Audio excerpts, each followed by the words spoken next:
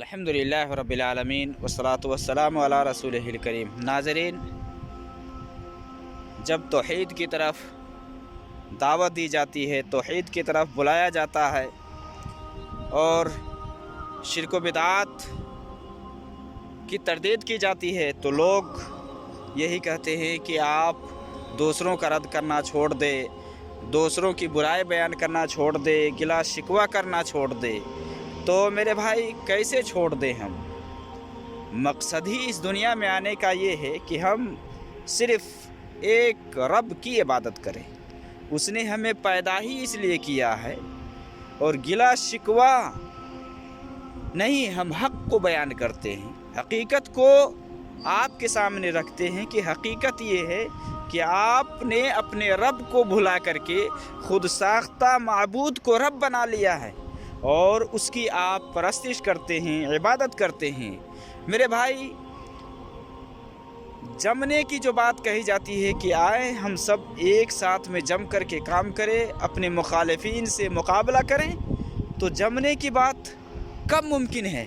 اسی وقت ہم سب ایک جٹ ہو سکتے ہیں، ہم سب ایک پلیٹ فارم پر اسی وقت آ سکتے ہیں جب ہمارا معاملہ قرآن کریم کی اس آیت کے اوپر ہو، تعالوا الی کلمۃ سواء بیننا و بینکم الا نعبد الا اللہ ولا نشرک بہ شیئا ولا یتخذ بعضنا بعضا اربابا من دون اللہ۔ یہ اسی وقت ممکن ہے کہ جب ایک اللہ کی عبادت کرنے لگ جائے، اللہ کی عبادت میں یا ربوبیت میں کسی کو شریک نہ ٹھہرایا جائے، اللہ کے علاوہ کسی اور کو رب نہ تسلیم کیا جائے، کسی اور کو حلت و حرمت کا اختیار نہ دیا جائے، تبھی جا کر کے ہم ایک پلیٹ فارم پر جمع ہو سکتے ہیں۔ تعالوا الی کلمۃ، یہی وہ کلمہ ہے جہاں ہم جمع ہو سکتے ہیں۔ لیکن عقائد میں جہاں اختلاف ہو کہ ایک آدمی قبر پرستی کرے، ایک آدمی جا کر کے صوفیہ پرستی کرے، علماء اور درویش کے سامنے رکوع اور سجود کرے، ان کو حلت و حرمت کا سب کچھ اتھارٹی دے دے، تو یہ کیسے ممکن ہے؟ یہ ممکن نہیں ہے کہ ہم ان کا ساتھ دیں اور ہم ان کے ساتھ مل جائیں، کیونکہ ہمارا جو اختلاف ہے وہ یہ ہے کہ ہم صرف ایک اللہ کی عبادت کریں، ہمارا جو اصول ہو، ہمارا جو فیصلہ ہو وہ کتاب و سنت کے حساب سے ہو، ہماری جو زندگی گزرے کتاب و سنت کے حساب سے گزرے۔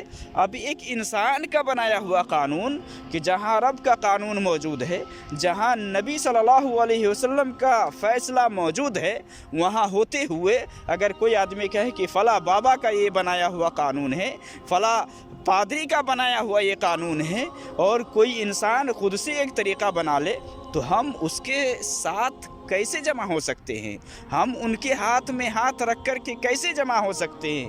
تو میرے بھائی، اگر آپ سب ہمارے ساتھ آنا چاہتے ہیں، ہمارے ساتھ ہاتھ میں ہاتھ ملانا چاہتے ہیں، آپ چاہتے ہیں کہ ہم سب آپس میں وہ بھائی بن جائے جس کے بارے میں قرآن کریم کے اندر اللہ رب العالمین نے فرمایا ہے کہ تم لوگ جہنم کے کنارے پر تھے، وَأَلَّفَ بَيْنَ قُلُوبِكُمْ، اللہ نے تمہارے دلوں کو جوڑ دیا۔ اس طرح سے اگر ہم اپنے دلوں کو جوڑنا چاہتے ہیں، اگر ہم چاہتے ہیں کہ سارے ایک ساتھ مل جائے، تو آئیں اس کلمہ کے حساب سے، اس کلمہ پہ ہم جمع ہوتے ہیں۔ یہی کلمہ ہے جہاں ہم سب سارے کے سارے لوگ جمع ہو سکتے ہیں، وہ ہے کہ ہم صرف ایک اللہ کی عبادت کریں۔ تعالوا الی کلمۃ سواء بیننا، ہمارے اور دوسرے لوگ سبوں کے درمیان میں جو کلمہ برابر ہے وہ یہی ہے۔ تعالوا الی کلمۃ سواء بیننا و بینکم الا نعبد الا اللہ، کہ ہم اللہ کے علاوہ کسی اور کی عبادت نہیں کریں گے، کسی اور کے سامنے حاجت روائی مشکل کشائی نہیں کریں گے، کسی قبر کے سامنے، کسی درگاہ کے سامنے، کسی پادری کے سامنے، کسی دیوی دیوتا کے سامنے جا کر کے نہیں جھکیں گے۔ ہم جھکیں گے تو صرف رب العالمین کے لیے جھکیں گے۔ اس بات پر ہم سے عہد کریں، اس بات پر آپ ہمارے ساتھ معاملہ فکس کریں، ہم آپ کے ساتھ ہیں، ہم آپ کے خلاف نہیں کرتے ہیں، ہم آپ کی برائی بیان نہیں کرتے ہیں۔ آپ جو خود ساختہ معبود بنا رکھے ہیں، آپ نے جو خود ساختہ طریقہ گڑھ رکھا ہے، ہم اس کے خلاف بیان کرتے ہیں کہ دیکھیں یہ قرآن و حدیث کے خلاف ہے۔ اور قرآن و حدیث سے خلاف جا کر کے کوئی آدمی یہ کہے کہ ہم آپس میں ایک دوسرے کو جوڑ لیں گے اور ہمارے دل ایک ساتھ ہو جائیں گے، تو ایسا دل ہو ہی نہیں سکتا ہے۔ اگر آپ دلوں کو جوڑنا چاہتے ہیں تو آپ اس کلمہ پر جمع ہو جائے، اللہ کے علاوہ کسی اور کی عبادت نہ کریں، اور اسی طرح سے اللہ کی عبادت میں کسی اور کو شریک نہ ٹھہرائیں، اور کسی پادری کو، کسی بابا کو، کسی صوفی اور کسی لچنگر اور پکھنڈی کو آپ حلت و حرمت کا اختیار نہ دیں۔ شریعت ساز اللہ رب العالمین ہے، اللہ رب العالمین کے علاوہ کسی اور کو یہ حلت اور حرمت کا اختیار نہیں ہے۔ نبی صلی اللہ علیہ وسلم کو بھی یہ اتھارٹی نہیں دیا گیا، جب تک کہ آپ صلی اللہ علیہ وسلم کے پاس رب کی طرف سے حکم نہیں آتا۔ آپ صلی اللہ علیہ وسلم کو بھی یہ اختیار نہیں تھا کہ آپ کسی چیز کو حلال یا حرام گردانتے۔ وَمَا يَنْطِقُ عَنِ الْهَوَىٰ إِنْ هُوَ إِلَّا وَحْيٌ يُوحَىٰ۔ تو ہم اسی وقت جمع ہو سکتے ہیں کہ جب ہم اس کلمے پہ آ جائیں، اس کلمے کو تسلیم کر لیں اور اس کے حساب سے اپنی زندگی گزاریں، تو ہم سارے آپس میں بھائی بھائی بن سکتے ہیں۔ ہمارا دین، ہمارا اسلام، ہمارا رب، ہمارا رسول سب ایک ہے۔ ہمیں ایک رسول کی اطاعت کرنی، ہمیں ایک رب کی عبادت کرنی ہے، ہمیں ایک اسلام کو ماننا ہے۔ ایسا نہیں ہے کہ آپ کا اسلام کچھ اور ہے اور ہمارا اسلام کچھ اور ہے، ایسا نہیں ہے۔ ہمارا اسلام ہے، لیکن آپ لوگوں نے خود سے آئے دن نئے نئے جو طریقے گڑھ لیے ہیں اور گڑھتے رہتے ہیں، یہ آپ کا خود ساختہ ہے اور یہ اسلام کے بالکل خلاف ہے۔ ہم اگر آپ کے ساتھ جاتے ہیں، ہم مجرم گردانے جائیں گے۔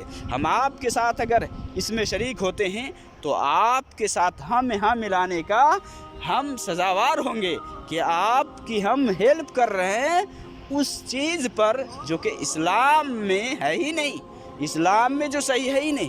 تو جو لوگ قبروں کو پوجتے ہیں، جو لوگ صوفیہ پرستی کرتے ہیں، جب اسلام میں یہ ہے ہی نہیں تو ہم کیسے اس کو تسلیم کر لیں؟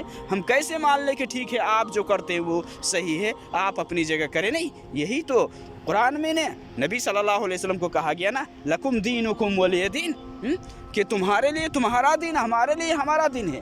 ہمارے دن میں اگر آنا چاہتے ہیں تو آپ اس کے حساب سے چلنا ہوگا، اپنے رب کو ماننا ہوگا۔ صرف زبانی دعویٰ کرتے ہیں کہ آپ مسلمان ہیں، لیکن پوجتے اللہ کے علاوہ اور کو ہے، آپ پکارتے ہیں اللہ کے علاوہ کسی اور کو ہے، رکوع اور سجود کسی اور کے لیے کرتے ہیں اور پھر کہتے ہیں کہ ہم مسلمان ہیں، تو یہ مسلمان نہیں ہے۔ مسلمان وہ ہے جو اللہ اور اس کے رسول کی تابعداری کرے، اللہ اور اس کے رسول کے فرمودات کے حساب سے اپنی زندگی گزارے، وہ مسلمان ہے۔